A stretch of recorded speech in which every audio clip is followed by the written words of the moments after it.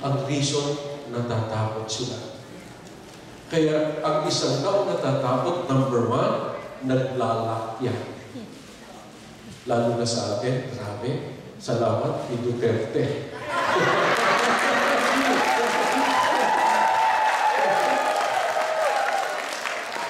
Alam niyo, sa totoo lang, okay, Brother Mark, makakarating ito. Hindi naman ako bumoto sa kanya. May kandidato akong iba. Alam niyo kung sino yun? Pero, aba nakita ko, 16 million na. Sabi ko sa sarili ko, ito ang gusto ng tao. Kasi sobra naman sa atin eh. Grabe ang drug addiction. Lalo na kami nasa field. Nasa field kami yung nagpupunta sa mga tao. Talagang maglalak kami. Magsasarado ka talaga eh. Kasi takot ka. Yes. Kaya sabi ni Duterte, I'll kill all of them.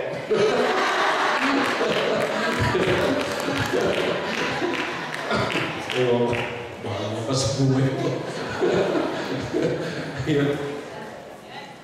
And the Bible, for today, speaks of the same thing. Because of the fear for the Jews, the apostles locked themselves in the upper room. Pero hindi lang sa takot, minsan naglalak sila kapag sila nasaktan. Diba? May mga tao nakasusi ng puso kasi nasaktan sila. Ayaw na nila, umiiwas na. Yun ang talagang tao umiiwas. May sugat siya. Ang tawag din withdrawal syndrome. Father, wala na po sa akin. Nakaraan na po yun. Huwag lang po siyang magpapakita.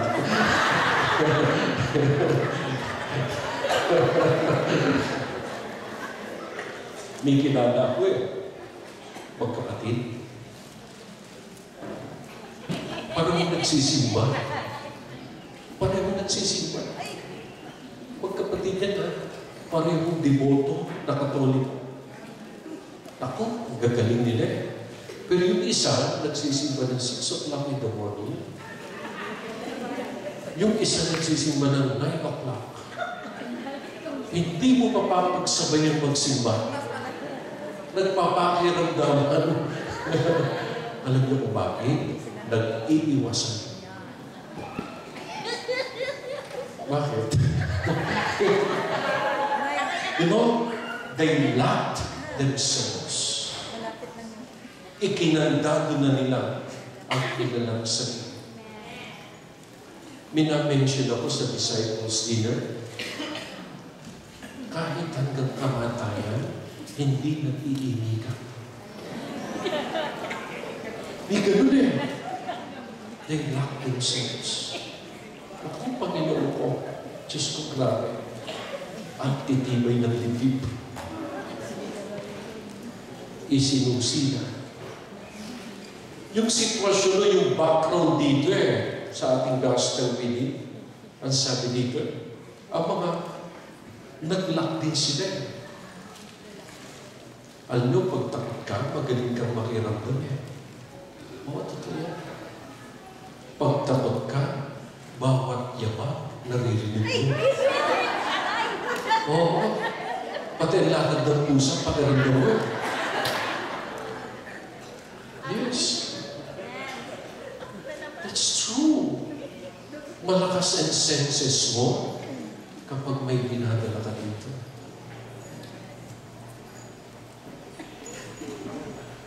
You practically listen to every steps. You give interpretation to every action. You interpret all the words, all the actions, whatever. Kahit ang kumpas ng kamay at dilat ng mata, may kahulugan sa iyo. Why? Ang takot, magaling magmatiyag.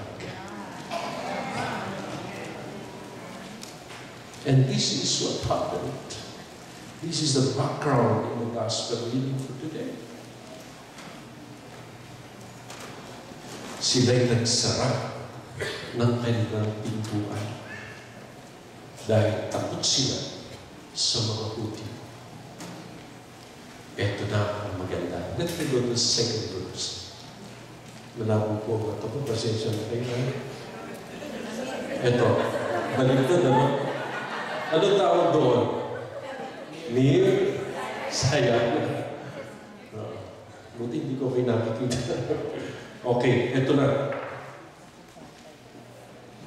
Then, the Bible says, then Jesus came and stood among them. Palakpakan natin ang Panginoon.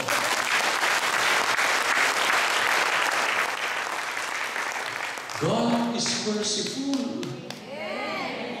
God knows what is happening to them.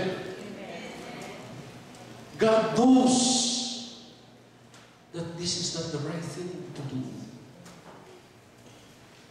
Alam ni Jesus, dahil sa kanyang kapag, hindi niya hayaan na ang kanyang mga alad ay ganito. Nagsususi. Nakasimba na ba kayo sa Baklaran? Sino umuwi na? Kailan ka umuwi? Kung pag umuwi kayo, pumunta kayo sa Baklaran, ha? Alam niyo Baklaran? Okay. Siguro ang Baklaran, Quiapo. Nakakatuwa nga sa Quiapo eh. Simba ng simba, tapos sa paligid, pampaladlag. Nakakatuwa eh. Pati manguhula. Grabe, nagkamali yung isang manguhula, nakatilibase ko eh. Sabi niya, si Grace Puro mananalo sa hula niya. Oh, yun pa na naman. Anyway, alam niyo sa Baklaran, ma-mention lang biglang umano eh. May isang birhin doon, I think St. Therese, sa may fountain. May nakapalibot na rekas. Nakita niyo na? Ang daming susing nakalakad. Napansin niyo yun? Alam niyo ba, itinanong ko sa pali. At sa sakrisan natin, bakit susi ang nilalagay ka? Alam. Ang sagot sa akin, yan po yung mga taong nakawala na. Ini-offer na nila in Lord. Beautiful, no? Kaya pag uwi niyo sa Pilipinas, ang susi, iwanin mo. Yeah. Sa Baklaran. Nakita niyo yun? Isang napakalaking gano'n, pero lahat susi ang nakasabi. Sabi ng sakristan sa akin eh, because these are the people who love themselves and know no more. Why? Because God became merciful to them. Amen. Ito na. Sabi ni Jesus, ayan na. Dumating si Jesus at tumayo sa gitna nila. Tumayo sa gitna nila. After all, Jesus is with them. At nagsabi ni Jesus, peace be with you. Ulitin niyo na. Peace be with you. Sumainyo ang kapayapaan. Peace be with you. This is the best thing, no? Kapag ikay natatakot, ang sasabihin sa'yo, kapayapaan. Kapayapaan. Ang ibig sabihin ni Lord dito, may you be saved from your trouble. May God give you every good thing. And this is what we want. The peace of Christ. Mahirap po yung walang kapayapaan sa isip eh. Pagkatapos noon, ayan na, ang sabi dito, after saying this, pagkatapos niyang sabihin ito, He showed them His hands and His side. He showed them His hands and His side. Ano ang nakalagay sa kanyang kamay? Yung healed wound. Diba? Yung pekla. Wala nang sugat. Pero nandun pa ang mark. Ano yung nasa sahig niya? Ganun din. Parang sinasabi ni Lord, look at me. I also experienced the pain. But now, it's no more. Look at me. I was wounded also. But now, no more. Parang sinasabi ni Lord, do not be afraid of what happened to you. Do not be afraid. Huwag kang matatakot sapagkat ang nananalig ay nagtatagumpay.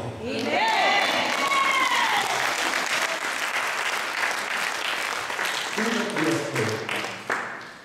Isang tinanong ko sa aking sarili, bakit itong puremang pinakita ni Jesus?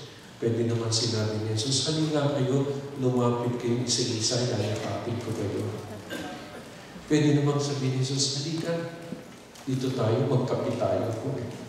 Pero hindi, halika, hipuin mo ang sugat ko dati. Hipuin mo. And this wound, before, is a proof that I won the battle. Amen. Kaya, palapit tayo sa ating tema. He showed his hands and his side. What is there in the hands?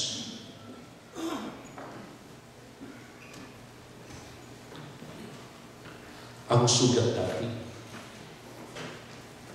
Parang sinasabi ni Lord sa kanyang mga disciples, kahit na ikaw ay nasugatan, pwede ka pa rin sugupin. Ang tawag ni wounded healer. Kahit na ikay may nakaraan, kahit na ikay nasugatan, that's not the point. God can also use you to proclaim His Word. Kaya, sabi nga, who are we to judge? Ang magaling na pangaral of the preacher. Mas bilib ako sa nangangaral na dati puno ng sugat.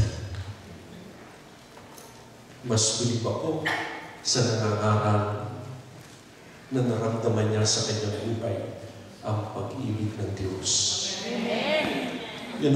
Ang sabi dito sa wikang Latin, never that one will have it. You cannot give what you cannot have. You experience the mercy of God, therefore, preach the mercy of God. You experience the love of God, therefore, go and share the love of God. This is the point of the Lord. Ito ang kanyang puntos. Nung sinasabi niya, unang dinevelop niya, takot, sugatan, etc., etc. This is our human situation. This is our human situation. Pero hindi yan ang katapusan. Pag nakilala mo si Lord, gagamitin ka upang ipahayag ang kanyang kabutihan.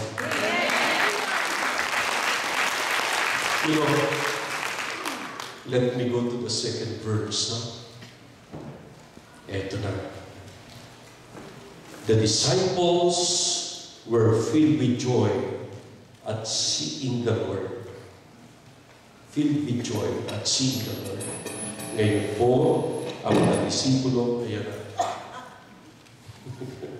Hindi pa talastas. Okay. Ngayon po, ang mga disipulo ay punong-puno ng kaligayahan dahil na-realize nila ang bagay na ito.